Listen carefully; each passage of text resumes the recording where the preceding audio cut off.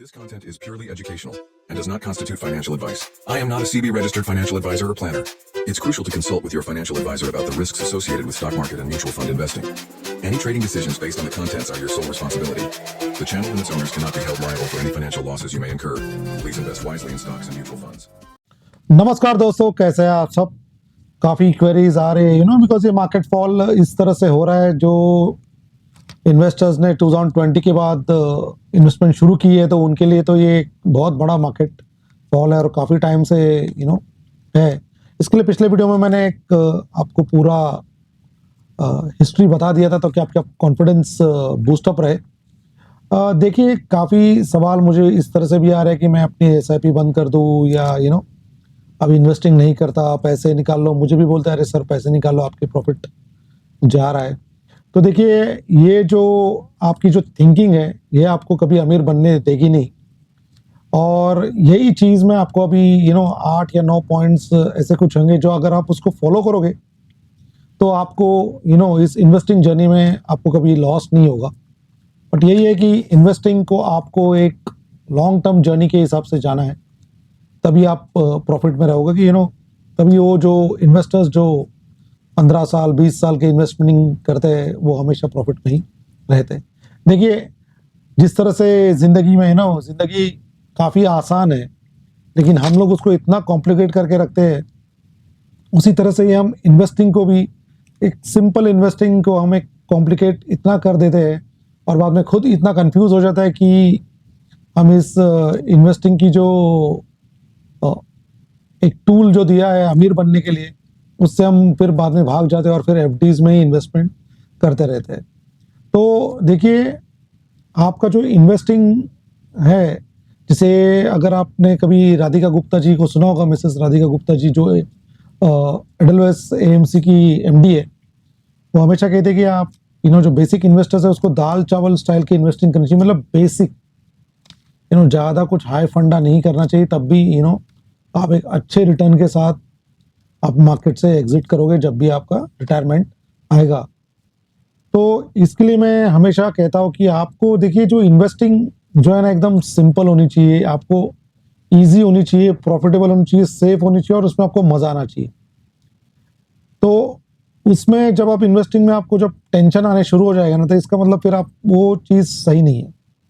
दोस्तों, जो चीज़ें मैं आपको बताने वाला हूँ ये आपको ऑलरेडी पता भी होंगी, बट क्या है, चीज़ें एकदम सिंपल है, बट यही इश्यू है कि हम उसको सिंपल चीज़ों को ही फॉलो नहीं कर पाते, हम उसको इग्नोर कर देते। अगर ये आपके जो मैं बताने वाला हूँ ये 8 पॉइंट्स या 8-9 पॉइंट्स जो भी है, तो आप अगर उनको बेसिक बस उसको फॉलो करना है, मतलब आपको ये पता है, ऑलरेडी पता है, बट आप उसको फॉलो नहीं कर रहे हो। इसके लिए ये जो सवाल जो आ रहे हैं मुझे ना, ये उसी का नतीजा है। ठीक है,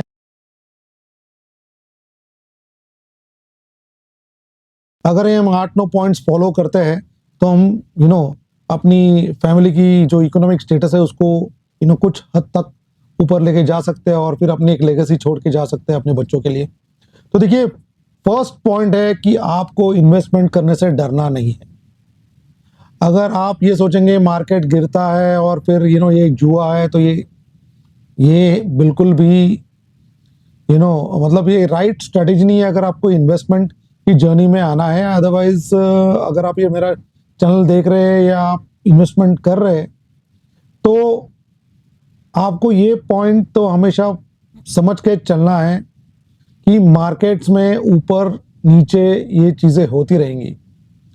अगर आप सेंसेक्स की हिस्ट्री देखोगे कि जब से सेंसेक्स शुरू हुआ है, इतने सारे बुरे इवेंट हुए हैं जब मार्केट गिरा है,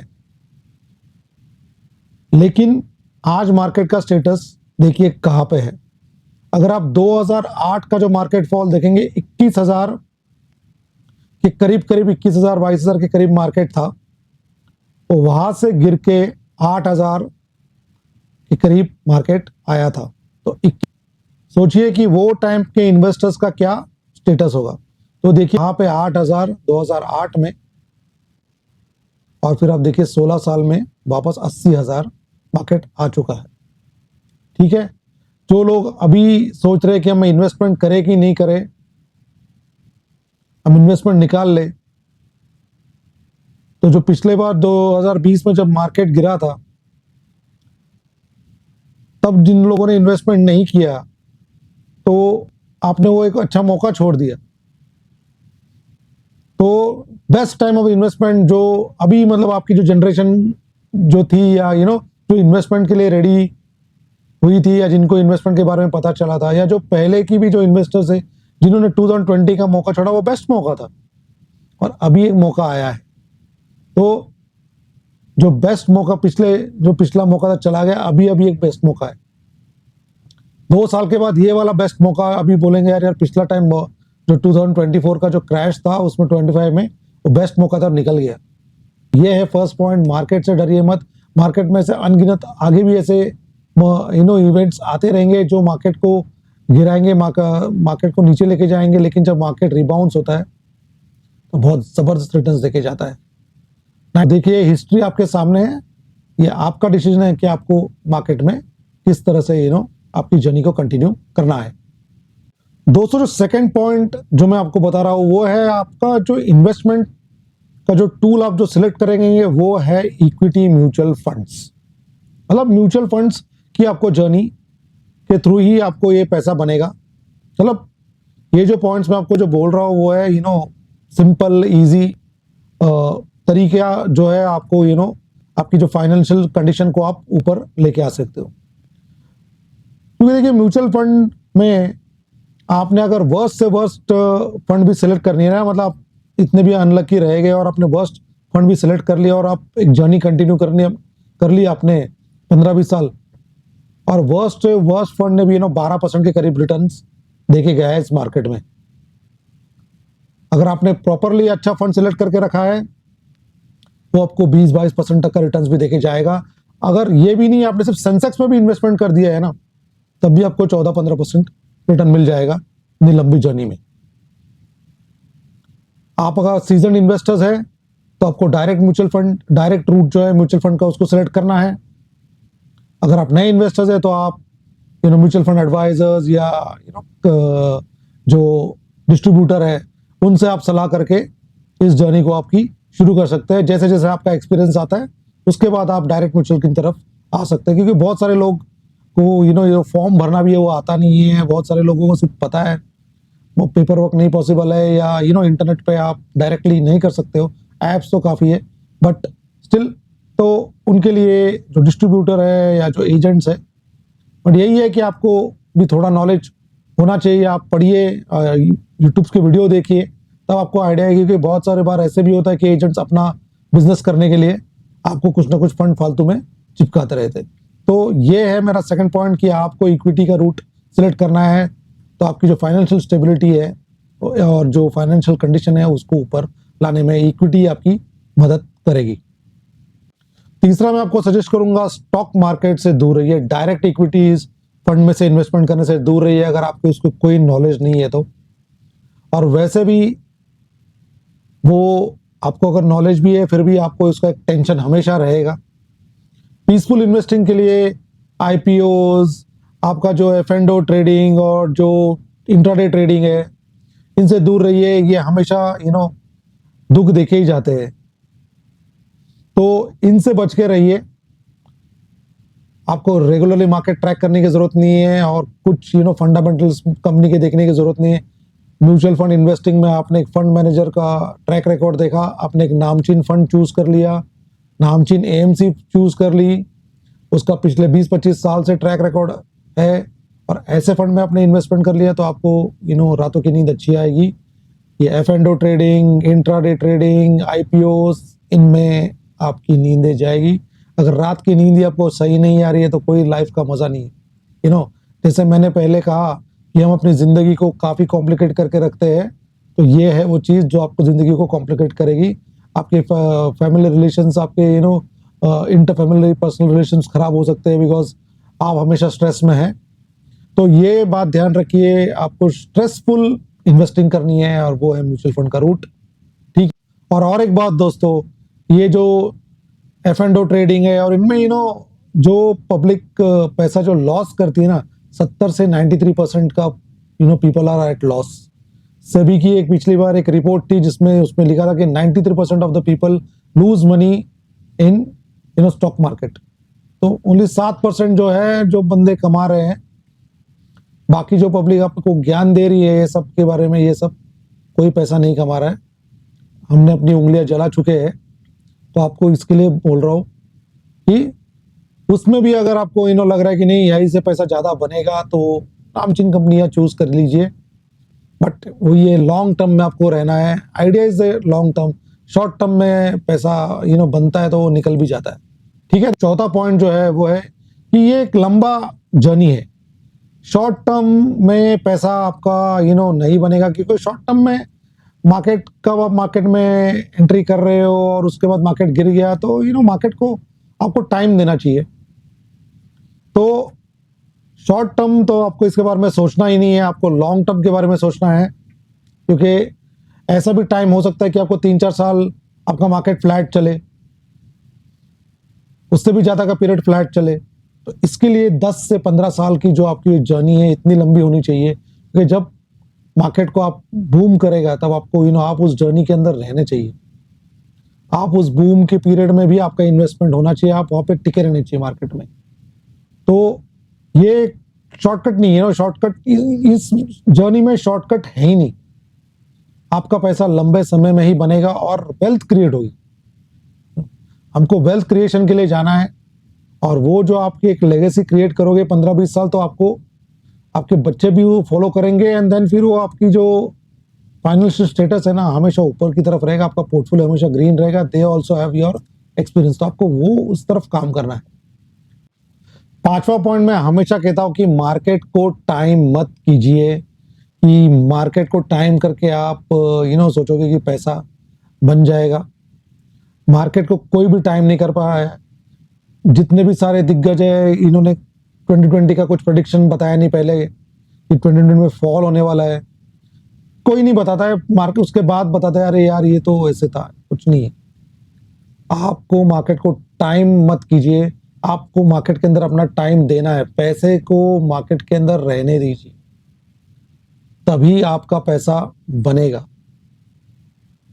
मार्केट को टाइम कोई नहीं कर पाया कि हर कोई जिसने भी पैसा बनाया है वो जब मार्केट गिरा है तब उसने उसमें इन्वेस्टमेंट किया हुआ है, अच्छे स्टॉक पिकिंग्स की हुई है, अच्छे फंड्स के अंदर आपने अगर इन्वेस्टमेंट पहले से शुरू की है, अगर उसमें फॉल आ रहा है तो आपने उसके अंदर एक्स्ट्रा लमसम किया हुआ है, आपकी एसआईपी रोकी नहीं है। तब जब आप मार्केट बूम करेगा, जब वी शेप रिकवरी आएगी, तब आप देखेंगे कि आपका पैसा किस तरह बना है। तो आप मेरा पोर्टफोलियो देख सकते हो, 2019 का पोर्टफोलियो मैंने उसको रीबिल्ड किया था, और फिर अभी देखिए कहाँ से कहाँ पहुंचा है वो पोर्टफोलियो, वो भी अभी नीचे आया है। तो इसमें भी मेरी इन्वेस्टमेंट शुरू है।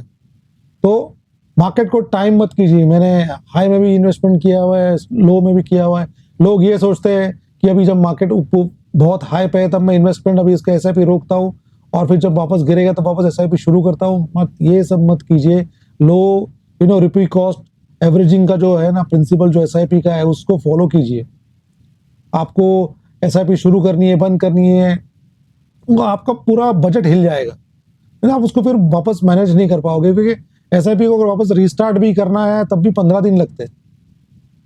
तो ये सब होता है। तो आप आपका एसआईपी हमेशा कंटिन्यू कीजिए, एसआईपी को रोकिए मत। इसके लिए मैं स्टैगर्ड वे में एसआईपी बोलता हूँ कि 10,000 की एसआईपी एक फंड में कर रहे हो तो उसकी 4 कर दो, 4 डेट्स पे एसआईपी जाने दो। अगर आपको किसी की बंद भी करनी पड़ेगी, आपको लग रहा है कि आपका है, तो आप 1-2 एसआईपी को बंद कर दो। एटलीस्ट 4 में से आपकी 2 एसआईपी तो जा रही है 2,500 की। एसआईपी को जो जिसने बंद किया वो फिर मार्केट में पैसा नहीं कमा पाओगे, और फिर बोलोगे कि इतना मुझे रिटर्न्स नहीं है, आप लोगों के रिटर्न्स इतने कैसे आ रहे हैं। तो ये सिंपल चीज आपको फॉलो करनी है। आपका बजट आपको पता है, आपके फाइनेंसेस आपको पता है, तो वो आप हैप्पी इन्वेस्टमेंट्स में मार्केट टाइमिंग का कोई मतलब ही नहीं बनता। ठीक है, तो छठा पॉइंट जो है वो है मार्केट एलोकेशन। तो आपको आपका जो पोर्टफोलियो जब आप डिजाइन करोगे तो आपका मार्केट एलोकेशन आपका सही होना चाहिए, आपके रिस्क के हिसाब से होना चाहिए। ठीक है, तो अगर आपका रिस्क जिस हिसाब से आप मैनेज कर सकते हो आपका रिस्क, और मार्केट फॉल को आप डाइजेस्ट कर सकते हो कि भाई इतना मार्केट फॉल गिरने के बाद भी आपको शांति से नींद आनी चाहिए, तो फिर वो आपका रिस्क प्रोफाइल, आपने रिस्क आपको समझ गया है कि भाई मार्केट गिरेगा तब भी कोई इशू नहीं है, मैं अपनी नींद नहीं खोने वाला। तो ये जब आपको समझ में आएगा तभी आप इस इन्वेस्टमेंट की जर्नी में अच्छी नींद आपको मिलने शुरू हो जाएगी। तो मार्केट एलोकेशन काफ़ी इंपॉर्टेंट है आपकी इस जर्नी के अंदर। तो उसके अंदर आपका इक्विटी म्यूचुअल फंड्स है, या आपने उसमें डेट म्यूचुअल फंड्स भी थोड़े रखे हुए हैं, या आपने गोल्ड में एलोकेशन करके रखा हुआ है, आपको ओवरऑल पोर्टफोलियो में आपके पास थोड़ा प्रॉपर्टी भी है। तो ये होता है मार्केट एलोकेशन। तो आप और उसके अंदर आपने कुछ एफडीज भी रख ली है, सो दैट आपको लग रहा है कि इतना मार्केट आपने ज़्यादा इन्वेस्टमेंट इक्विटीज़ में आपको नहीं करना है, तो थोड़ा आपने एफडीज भी बना के रख लिया है एज अ बैकअप कि अगर मार्केट बैड समय में गिरता भी है तो आपको पैसे की ज़रूरत पड़ी तो आप एफडीज के पास ढूंढ सकते हो, या आपने डेट फंड्स में रखा हुआ है थोड़े पैसे। तो इस तरह से आपको आपका पोर्टफोलियो मैनेज करना है कि आपको आपका जो गोल है या आपकी जो रिक्वायरमेंट है वो हिसाब से आपको जब आप इन्वेस्टमेंट करते हो तब पैसा आपके पास अवेलेबल होना चाहिए। तो ये काफ़ी इंपॉर्टेंट पार्ट है मार्केट एलोकेशन, और जिसमें आपका डेट इंस्ट्रूमेंट्स है, आपको काफ़ी असिस्ट कर सकता है। डेट है, गोल्ड है, एफडीज है, क्योंकि ये सब चीज़ें हैं, इनका जो रिटर्न्स कम होगा बट रिस्क भी उतना कम है। आपका पोर्टफोलियो एलोकेशन है, आप उसको एकदम सही तरीके से करोगे तो आपको जो पीस ऑफ माइंड, जैसे मैंने बोला पीस ऑफ माइंड होना चाहिए। इन्वेस्टिंग में पीस ऑफ माइंड होगा तभी तो आप बाकी आपकी जो जिंदगी में उसमें कॉन्सेंट्रेट कर पाओगे। यहाँ पे हमेशा आपका ऊपर नीचे चलता रहेगा, तो आपका हार्ट बीट भी ऊपर नीचे चलता रहेगा। हेल्थ वैसे ही लोगों की खराब हो रही है, इतने सारा स्ट्रेस चल रहा है, तो क्या ही आप फैमिली के साथ एंजॉय कर पाओगे। ठीक है दोस्तों, तो इन्वेस्टिंग को एकदम सिंपल और ईजी रखिए। पैसा आपके इधर भी होना चाहिए, इधर भी होना चाहिए, और आपके कर्म भी अच्छे होने चाहिए, तभी पैसा आपके पास रुकेगा और पैसा आएगा भी। ठीक है दोस्तों। और दोस्तों 7 पॉइंट के बारे में मैंने मेरे पिछले वीडियो में भी बताया था, जो मैंने बहुत टाइम के बाद वीडियो अपलोड किया था, उसमें कि जब आपका एक पोर्टफोलियो आप बनाओगे या आपकी एक टीम जब बनाओगे, तो मैंने उसमें कहा था कि आप फुटबॉल टीम के बारे में बात की थी कि आप सारे के सारे जो प्लेयर्स हैं ना, रोनाल्डो को एक रोनाल्डो के लेवल के ही नहीं ले सकते, या रोनाल्डो को कैटेगरी के आप सारे के सारे रोनाल्डो नहीं रख सकते। 11 या 12 प्लेयर जो भी आपके फुटबॉल टीम में है, तो आपका गोलकीपिंग कौन करेगा, आपका डिफेंड कौन करेगा? हर एक बंदा अगर रोनाल्डो है तो वो गोल मारने की कोशिश करेगा। पास कौन देगा? क्योंकि रोनाल्डो को वो ऊपर जो नंबर 1 बनने में जो असिस्टेंस जो किया है बाकी के लोगों ने, उसको राइट टाइम पे राइट पास देके उसने वो गोल मारे हुए हैं। अगर सारे के सारे गोल मारेंगे तो आपका टीम में कयोस हो गया, कयोस हो जाएगा, कोई भी गोल नहीं मार पाएगा। और साथ इतने स्टार स्ट्राइकर्स लेके कुछ मतलब नहीं है। तो आपको आपका पोर्टफोलियो इस तरह से आपको बनाना है कि रिलेटिवली जो ठीक ठाक फंड्स है, सारे के सारे बेस्ट फंड्स लेके आपका कुछ मतलब नहीं बनेगा। तो पोर्टफोलियो एलोकेशन काफ़ी इंपॉर्टेंट है। ऐसे फंड्स चूज कीजिए जिनका ट्रैक रिकॉर्ड काफ़ी अच्छा है, जिनके एएमसी का ट्रैक रिकॉर्ड काफ़ी अच्छा है, और रिटर्न्स आप हाई रिटर्न्स के एक्सपेक्टेशंस मत रखिए। 12 से 15% का रिटर्न्स का एक्सपेक्टेशन रख के चलिए। अगर फंड ने उससे ज़्यादा रिटर्न्स दिया तो बल्ले बल्ले, उससे कम रिटर्न्स दिया 12-15% के करीब आपका रिटर्न्स है कोई भी मार्केट कंडीशन में, तो बस आपका जो टारगेट था मीट हो रहा है। उससे ऊपर दिया तो फिर ये दिवाली है। तो ये काफ़ी इंपॉर्टेंट पॉइंट है कि ये मैंने देखा है कि लोग यार मैं ये बेस्ट फंड है इसको भी ले लेता हूँ, सारे के सारे बेस्ट फंड्स लेके रखे हुए हैं, पोर्टफोलियो पूरा मैस हो रखा है। 40 फंड, मैं तो एक अभी सब्सक्राइबर था उसके तो 40 कुछ फंड्स थे, कट कट करके थोड़े थोड़े अभी 25 शायद मैं लेके आया हूँ। तो इट्स वेरी और उनका तो प्रॉब्लम कुछ और था, बिकॉज जो डिस्ट्रीब्यूटर है या जो एजेंट है उन्होंने उनको काफ़ी गलत फंड्स देके रखे हुए थे, जो खैर वो तो मार्केट बूम कर गया तो थोड़े सब शायद प्रॉफिट में ही थे, बट जब भी मार्केट गिरेगा तो सारे के सारे गिर रहे। तो this is what is important कि आपको बेस्ट फंड्स ही, क्योंकि जो आज बेस्ट फंड है कल बेस्ट नहीं हो सकता। तो आपको ऐसे फंड चूज करने का जो 1 से 10 के बीच में आ रहा है, जिसकी रैंकिंग 5वें नंबर पे भी रहेगा तो फिर चलेगा, बट उसकी रैंकिंग नहीं जा रही है, तो कभी नंबर 1 पे कभी नंबर 8 पे, ऐसा फंड्स का कोई मतलब नहीं। जो नंबर 5 पे वो भी चलेगा, 15% का रिटर्न आपको देके जा रहा है, 12 से 15% का रिटर्न काफ़ी है। आपको एक चीज़ यही करनी है कि आपको आपका इन्वेस्टमेंट रोकना नहीं है, आपको एसआईपी आपकी रोकनी नहीं है और स्टेप अप एसआईपी करती रहनी है। जब भी मार्केट फॉल हो, जब अगर आपके पास पैसा है तो थोड़ा थोड़ा पैसा उसके अंदर इन्वेस्टमेंट कीजिए, उन्हीं फंड्स के अंदर। यही इंपॉर्टेंट है, बेस्ट फंड्स और ये सब में कुछ मतलब नहीं है। थीमेटिक फंड, सेक्टोरल फंड, इससे सब दूर है। जैसे मैंने कहा आईपीओज और उससे दूर रहो, थीमेटिक फंड्स, ये सब फंड से आपको दूर रहना है। तो ये था मेरा 8वां पॉइंट। और सबसे आखिरी पॉइंट जो है, पैनिक। जब भी मार्केट गिरता है पैनिक नहीं होने का। आपका गोल है 15 साल, होराइजन इज 15 साल। ये इवेंट्स, जैसे मैंने बताया कि ये इवेंट्स आते रहेंगे, ये सब चीजें मार्केट में आती रहेंगी, फैलाते रहेंगे लोग और इवेंट्स होते रहेंगे। स्कैम होता रहेगा, किसी ने कुछ स्कैम कर दिया। अभी वो न्यू कोऑपरेटिव बैंक का कुछ चल रहा है, तो इसके ये कंट्रोल में नहीं है। आपके कंट्रोल में क्या है? एसआईपी करना, उसको रेगुलरली रखना, डिसिप्लिन, और आपको पोर्टफोलियो को एवरी ईयर रिव्यू करते रहो। और जब ऐसे मौके आते हैं, जब ये मार्केट का भी स्टेटस है, तब उसमें आपको भागना नहीं है। आपके पास अगर पैसा है तो उसके अंदर इन्वेस्टमेंट कीजिए, और आपका जो एसआईपी आप किस गोल से कर रहे हो, उस गोल के साथ आपका जो इन्वेस्टमेंट जा रहा है उसको देखिए, लाइनअप कीजिए। तो तभी आप एक अच्छे इन्वेस्टर बन के निकलोगे, एक लेगेसी छोड़ के जाओगे आपकी फैमिली के लिए, और आपका वेल्थ क्रिएशन भी होगा। ओके दोस्तों, तो ये है इतने 8 से 9 पॉइंट्स जो मैंने आपको बताया, आपको ये फॉलो कीजिए, तो आप देखेंगे कि आपकी जर्नी बड़ी सुखद रहेगी। और बस मैं तो अपना पोर्टफोलियो आपके साथ शेयर करता रहता हूँ, और ट्राई करूंगा कि वीडियोस लेके आओ ताकि आपकी नॉलेज और कॉन्फिडेंस बूस्ट हो। तो इसी के साथ अपना वीडियो हम यहीं पे खत्म करते हैं। काफी लंबा वीडियो हो गया तो माफ कीजिए।